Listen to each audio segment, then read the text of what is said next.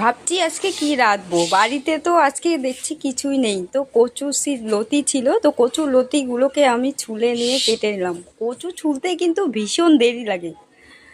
তো কচুগুলোকে ছুলে নিয়ে তারপরে সব মশলা দিয়ে লঙ্কার গুঁড়ো, রসুন কুচি, পেঁয়াজ কুচি, আদা কুচি সব কুচি করে দিয়ে লবণ হলুদ দিয়ে আমি মেখে নিলাম। মেখে নিয়ে এখন গুঁড়ো মাছ দিয়ে আমি রান্না করব। এগুলো নিয়ে আমি ভাপিয়ে নেব।